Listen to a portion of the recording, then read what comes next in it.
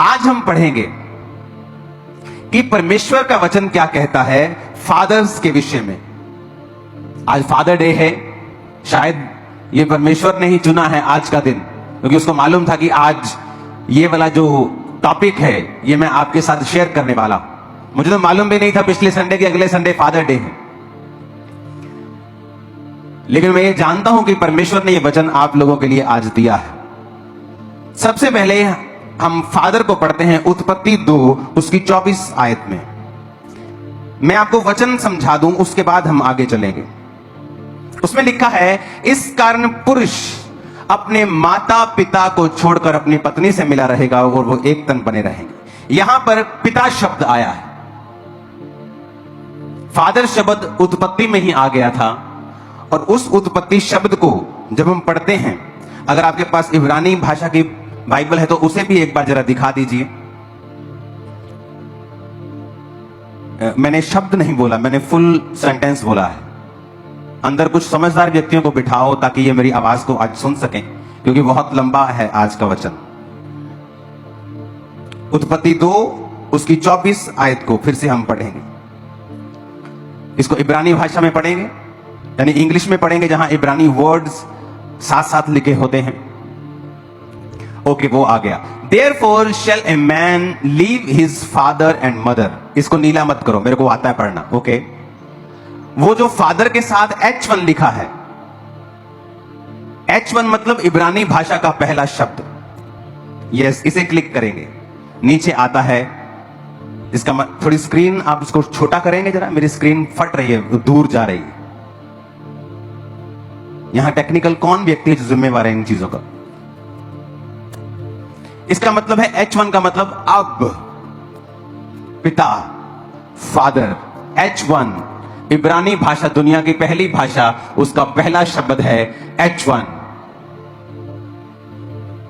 जिसका मतलब है फादर। यानी खुदा ने चुना कि इब्रानी भाषा का जो पहला शब्द होगा, जो भाषा ओरिजिनल भाषा है दुनिया की, उसका पहला शब्द होगा अब, यानी फादर। तो अब हम इस बात को समझेंगे और हम चलेंगे दूसरा राजाओं के पास। उसकी 2 अध्याय को हम खोलेंगे।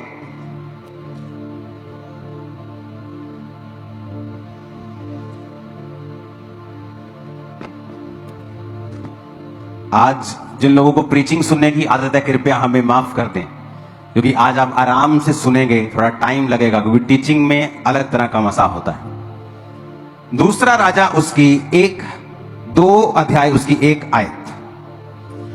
जब यहोवा एलिय्याह को बवंडर के द्वारा स्वर्ग में उठा लेने को था, तो एलिय्याह अलीशा दोनों गिलगाल से चले। एलिय्याह ने अलीशा से कहा, यहोवा मुझे बेतेल तक भेजता है, तू यही ठहरा रहे। अलीशा ने कहा, यहोवा के और तेरे जीवन की शपथ में तुझे नहीं छोड़ने का। इसलिए वो बेतेल को चले गए।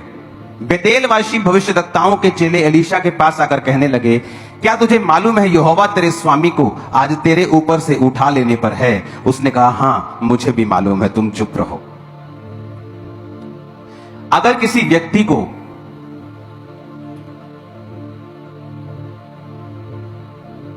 आप जानना चाहते हैं, आप उसके शब्दों से उसे जानते हैं। बाइबल कहती है, जो तुम्हारे मन में भरा हुआ है वही तुम्हारे मुंह के ऊपर होगा। यहां पर जो आप पुस्तक पढ़ रहे हैं, दूसरा राजा 2 अध्याय, दूसरा राजा पुस्तक जो पढ़ रहे हो, आप जानते हैं इस पुस्तक का लेखक कौन है? इस पुस्तक का जो लेखक है वो है प्रॉफेट यिर्मयाह। यिर्मयाह, यशाया, यहोजकेल, दानियल, these are the major prophets. इन्हें मेजर प्रॉफिट्स कहते थे। अबोधा, मीका, योना, these are the minor prophets. इन्हें माइनर प्रॉफिट्स कहते थे। तो ये जो मेजर प्रॉफिट्स बाइबल में जो लिखे हैं, यशाया, यिर्मयाह, दानियल, यहोजकेल, तो एक मेजर प्रॉफिट ने ये पुस्तक लिखी है। आप लूका की पुस्तक पढ़ें, सब पुस्तकों में लिखा हुआ है, और परमेश्वर ने उसको चंगा किया। लेकिन लूका एक डॉक्टर था, लूका एक वैद्य था।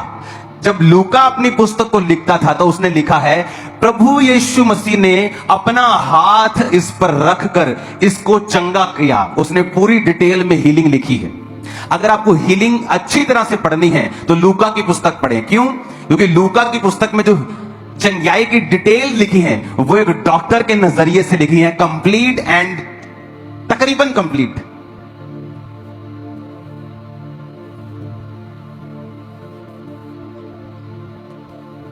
हम सब एक जैसे हैं, पर अगर एक मछुआरा डिटेल को लिखेगा वो उस तरह से नहीं लिख पाएगा जिस तरह से डॉक्टर लिख देगा। तो लूका एक डॉक्टर था, एक वैद्य था, तो उसने जब जीसस की हीलिंग्स को लिखा उसने बड़ी डिटेल में लिखा है कि कब किसने यीशु को छुआ, यीशु ने छुआ या कैसे चंगा किया, बुखार को डांटा और हाथ रखा। बाकियों ने कहा कि यीशु ने उसे चंगा किया, लेकिन उस लूका की अगर आप पुस्तक पढ़ेंगे तो उसने अकेली अकेली हीलिंग डिटेल में लिखी। मैं आपको क्यों बता रहा हूं ये, क्योंकि मायने रखता है कि पुस्तक जिसने लिखी है उसका राइटर कौन है। तो इस पुस्तक का जो राइटर है वो एक मेजर प्रॉफिट है, यिर्मयाह।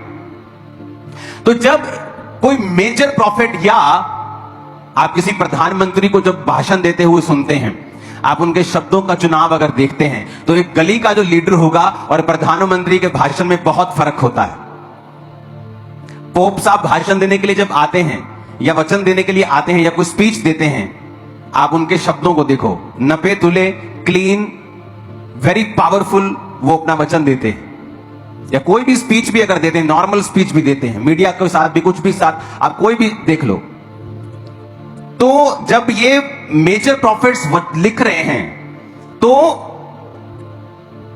इनके वचन पढ़ने जरूरी है कि ये किस तरह से लिख रहे हैं। अब ये यिर्मयाह क्या कह रहा है, कहता बेतेलवासी भविष्यद्वक्ताओं के चेले अलीशा के पास आकर कहने लगे। ये चेले थे